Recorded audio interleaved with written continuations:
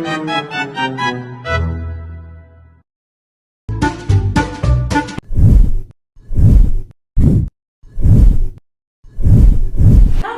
semua, di sini saya sedang memegang alat yaitu gelas ukur. Gelas ukur berfungsi untuk mengukur larutan dan tidak memerlukan ketelitian yang tinggi. Di sini saya sedang memegang dengan ukuran 50 ml dan di sini ada 250 ml dan berbagai ukuran lainnya. Selanjutnya ini ada corong. Corong ini berfungsi untuk memindahkan cairan atau alat bantu proses penyaringan dengan menambahkan kertas saring di atas yang semua. Ini adalah rak tabung. Rak tabung berfungsi untuk menyimpan dan menata tabung supaya berdiri tegak.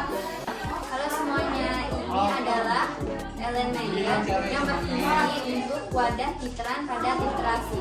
Ini adalah gelas rock spreader untuk meratakan media. Ini adalah spatula untuk mengambil suatu zat.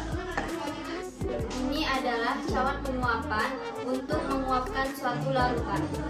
Ini adalah plat tetes untuk mereaksikan suatu zat dalam jumlah yang sedikit. Alat berikut ini adalah namanya cawan Petri yang berfungsi untuk pengembangan biakan pada bakteri. Selanjutnya di sini ada botol semprot. Botol semprot ini adalah alat untuk menyimpan aquagas yang digunakan dalam proses larutan atau pembiasan suatu alat.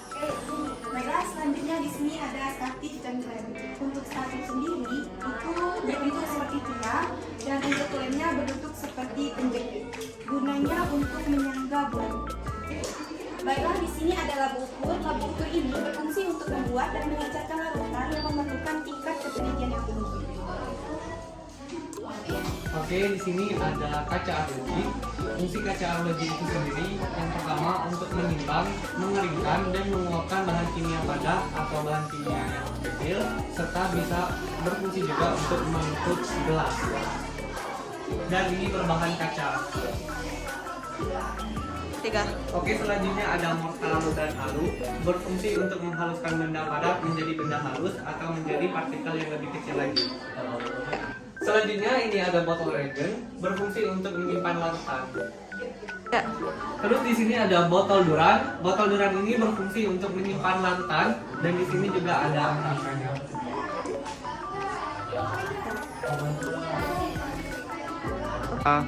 Jadi, di sini saya akan memperkenalkan 3 alat yang saya gunakan untuk taktik. Yang pertama ada beker gelas yang berguna untuk menampung larutan, dan yang kedua ada pipet filler, dan yang ketiga ada pipet volume. Dan di pipet filler ini terdapat 3 katup. Yang pertama ada katup A yaitu aspiran yang berguna untuk mendaftar udara di dalam lambung ini, dan yang katup S berguna yaitu suction, berguna untuk menyedot air atau larutan yang ada di sini, dan yang ketiga ada exit untuk mengeluarkan larutan dari pipet. Jadi saya akan mempraktikkan. Pertama, tekan katup A seperti ini dan gabungkan dengan pipet volume dan letakkan di larutan sejajar dengan 2 bola mata.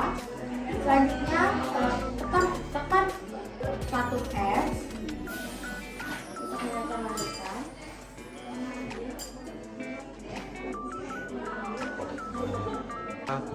Dan jika berlebihan bisa kita tekan katup E untuk mengeluarkan cairan yang berlebih. Jadi ini adalah penjepit cawan yang digunakan untuk penjepit cawan yang dipakai untuk metode gravimetri. Baiklah, saya di sini akan menjelaskan tentang loop.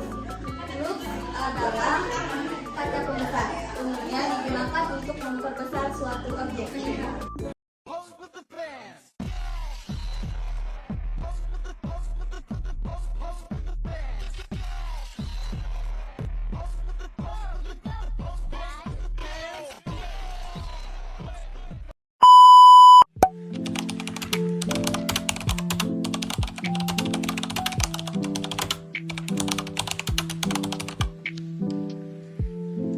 Assalamualaikum warahmatullahi wabarakatuh. Jadi di sini kita akan membuat suatu larutan dengan konsentrasi larutan 10 ppm dan volume 100 ml yang diubah menjadi liter menjadi 0,1 liter. Nah, sebelum membuat larutan kita harus mencari massa zat terlarutnya. Setelah dicari terdapatlah massa zat terlarutnya 1 gram safranin. Jadi untuk membuat suatu larutan dengan konsentrasi 10 ppm dengan volume 0,1 liter, maka kita membutuhkan 1 gram safranin. Untuk mendapatkan 100 ml yang pas, kita menggunakan pipet tetes. Setelah itu kita aduk-aduk.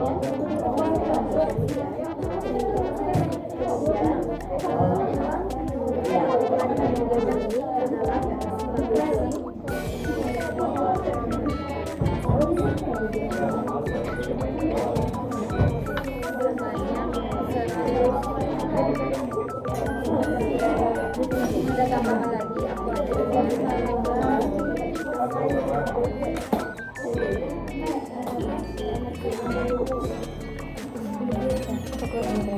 Setelah itu masukkan ke dalam gelas beker. Masukkan ke gelas Erlenmeyer. Setelah itu pasang label di gelas Erlenmeyer.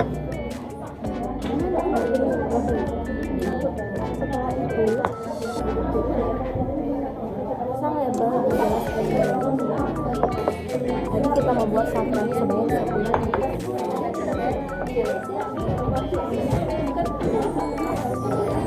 Baik, ini kami akan membuat larutannya. Yang mana pertama kita masukkan dahulu safranin ke dalam gelas beker sebanyak 1 gram. Kemudian kita masukkan air secukupnya terlebih dahulu.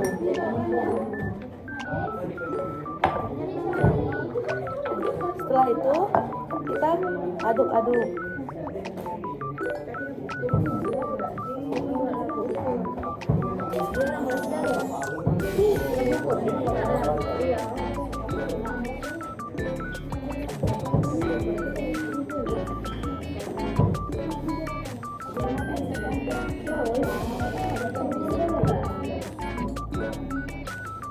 Selanjutnya masukkan larutan ke dalam waduk dulu.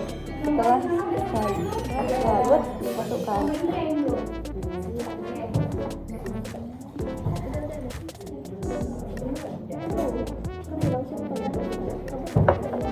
Untuk mendapatkan 100 ml tambahkan sisa air.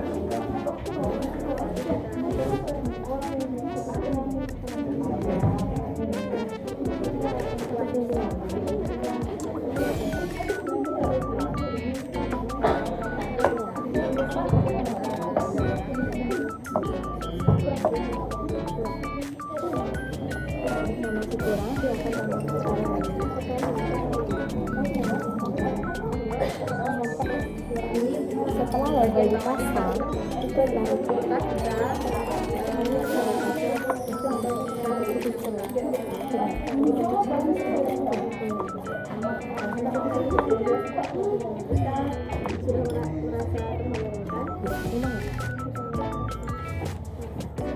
larutan pun sudah jadi. Jadi kita mau setting dulu.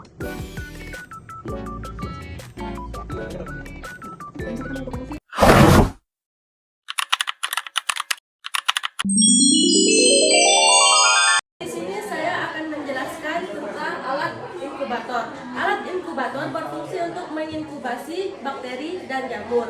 Cara penggunaannya yang pertama, sambungkan alat dengan sumber listrik. Kemudian masukkan spesimen ke dalam alat inkubator. Kemudian setelah diisi, tekan tombol power. Setelah itu kita tekan tombol set untuk mengatur suhu dan waktu. Setelah sudah selesai digunakan, maka tekan tombol power, kemudian keluarkan sampel dari inkubator. Selesai.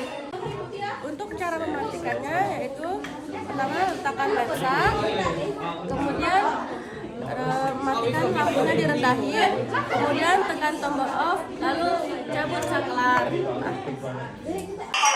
Baiklah, di sini saya akan menjelaskan ini adalah alat yang namanya api bunsen. Kemudian di sini ada tabung reaksi yang sudah berisikan larutan. Kemudian ada penjepit tabung reaksi. Kemudian ada rak tabung reaksi. Baiklah, saya akan menjelaskan bagaimana cara memasang bahan. Yang pertama, kita buka dulu tutup api bunsennya seperti ini. Kemudian kita hidupkan api menggunakan korek api. Otomatis di sini apinya akan menyala. Kemudian kita ambil tabung reaksinya menggunakan penjepit tabung reaksi yang terbuat dari kayu.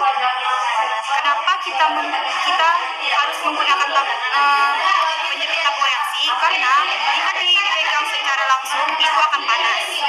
Baiklah, langsung aja kita jepit, kita ambil, kemudian kita panaskan dengan cara mengangin-anginkannya. Ini tidak boleh terlalu lama karena kemungkinan akan pecah.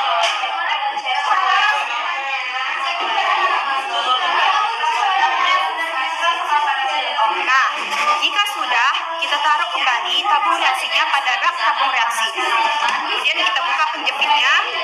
Nah, untuk mematikan api, kita harus menggunakan langsung saja mematikannya seperti ini. Selesai, teman-teman. Oke guys, di sini kita akan memperkenalkan cara pemakaian dari mikroskop cahaya atau mikroskop binokuler. Oke, yang pertama kali kita colokkan ini ke stop kontak. Dan kita masukkan ini ke dalam sini, guys. Di mana lensa objektif untuk melihat objek di sini dan lensa okuler untuk Nah, terus di sini ada tombol on dan off. Karena ini posisinya masih off, maka kita nyalakan. Nah, setelah kita nyalakan, di sini ada intensitas cahaya. Ini bisa kita besarkan sampai menerangkan cahaya tersebut sampai terlihat. Tuh. Nah. Terus di sini ada mikro vertikal.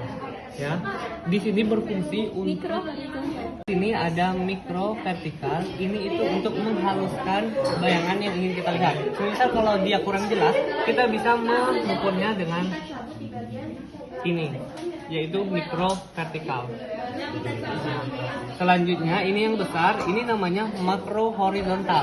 Nah, fungsi makro horizontal itu yaitu untuk menurunkan atau mendekatkan objek yang ingin kita lihat. Tuh. Nah, selanjutnya itu di sini ada ukuran. Nah, di sini ada 4 ukuran dan ada 4 warna. Yang namanya itu adalah red wolfer. Nah, ini adalah lensa okuler. Ini untuk melihat objek yang ingin kita teliti, dan ini untuk mengatur intensitas cahaya yang ingin kita untuk memperjelas. Nah, setelah kita selesai menggunakannya, yang pertama kita lakukan yaitu kita turunkan ini sampai bagian paling rendah. Terus kita keluarkan objeknya atau preparatnya. Setelah itu, nah ini kan tadi tidak teratur ya, ini yang hitam, makanya kita harus ganti ke bagian paling kecil, yaitu yang warna merah. Terus intensitas cahayanya juga kita matikan. Nah, setelah kita melakukan tersebut, kita bisa nge-off mikroskop dari binokular. Nih ya guys. Nah, setelah itu kita cabut. Baiklah, di sini kita akan membuat larutan NaOH dengan satu molaritas sebanyak 100 ml. Oke, baik. Last skip belum. Apa nak ditambahin uji kayaknya nggak jelas. Maksudnya ini kemudian kita tambahin aqueousnya menggunakan pipet sampai 100 ml.